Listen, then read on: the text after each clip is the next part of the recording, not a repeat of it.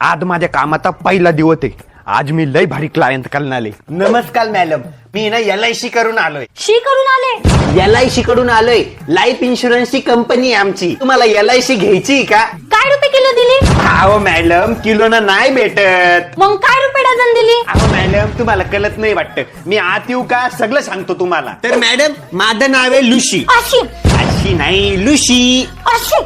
अहो मॅडम, लुशीच्या लुशी. अरे पागल, कळलं मला तुझं नाव ऋषी आहे. मला शिंक येत होती. अच्छा, तर मॅडम हे बघा, याच्यात आहे ना भरपूर सारे प्लॅन आहेत. जिओ आणि एअरटेल पेक्षा स्वस्त आहे का? अहो मॅडम, हे काय मोबाईलचं रिचार्ज आहे का?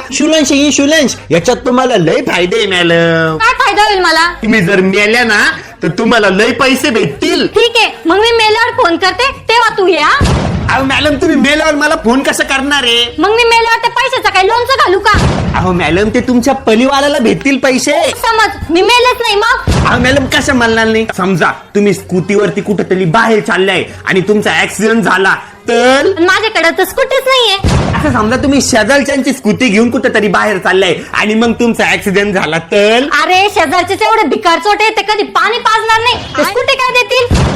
आता समजा तुम्ही 10 वर्ष मेहनत केली, मग स्वतःची स्कूटी घेतली, मग तुमचा ऍक्सिडेंट झाला तर? इथं मला महिनाभर काम होणार नाही. तू पुढच्या 10 वर्षाची काय गोष्ट करतो? आता समजा मी तुम्हाला स्कूटी गिफ्ट केली आणि मग तुमचा ऍक्सिडेंट झाला तर? अच्छा, तू मला स्कूटी गिफ्ट देणार आहे? दे चाबी मग.